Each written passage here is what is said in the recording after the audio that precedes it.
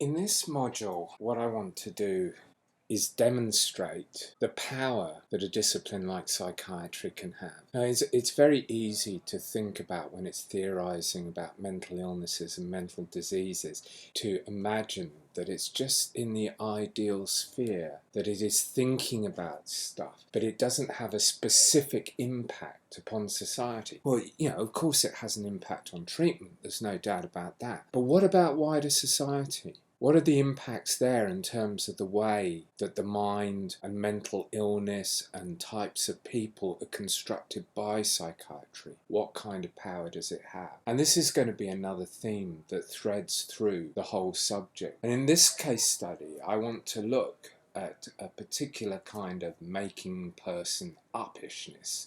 I've taken making people up as a phrase from the great philosopher and historian Ian Hacking. In this one, I specifically want to look at the way that psychiatry overlapped with constructing notions of criminality. The idea of habitual criminals had been around for ages.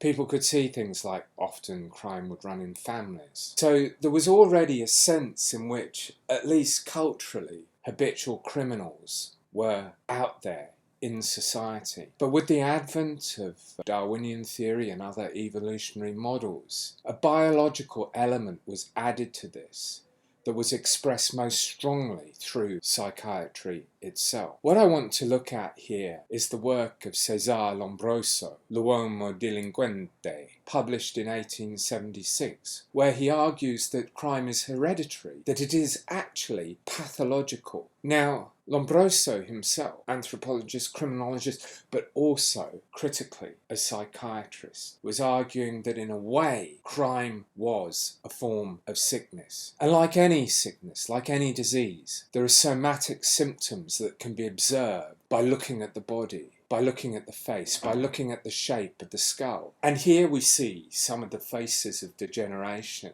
that can be found in Lombroso's book.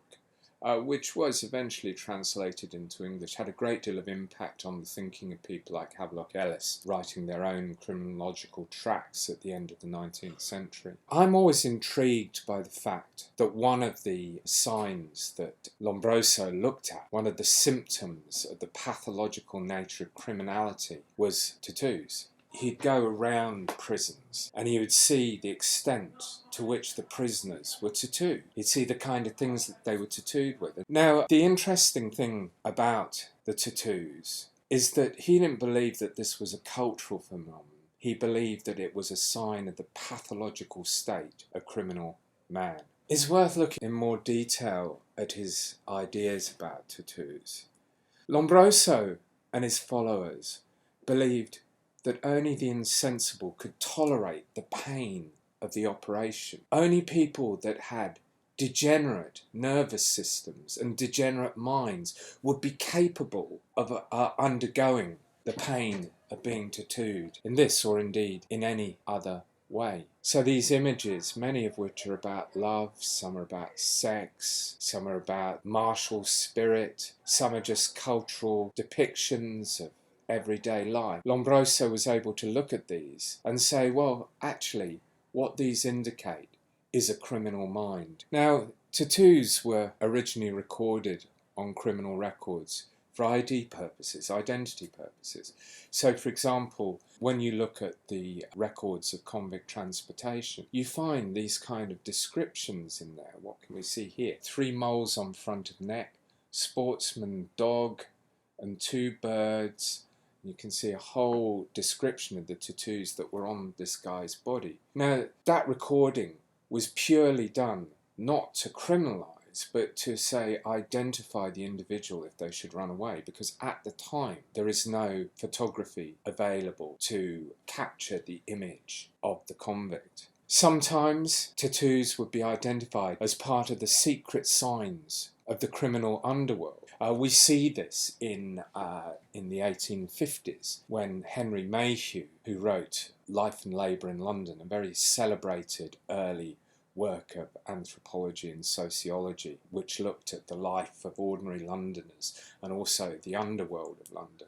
When Mayhew went into the prisons, he was asking the governor why some of the prisoners had the 5 stars tattooed around their thumb area. And the governor turned around to him and said, "Oh, that's the sign of 40, the 40 thieves. It's a gang that they all belong to." So there was a belief that somehow there was a semiotics of criminality expressed in them. By the way, this is a bit of a random image up here, but I believe that's actually a piece of skin. I know, for example, that the Science Museum has a huge collection of skin that has tattoos on it. Don't know how they got hold of it. Maybe it was post-mortem of people dying in prisons or dying in asylums or workhouses with their bodies unclaimed. I just cannot actually tell how they got hold of this material. But it's only when evolution and psychiatry mix that they become a pathological sign of the biologically criminal. And what I'd like to suggest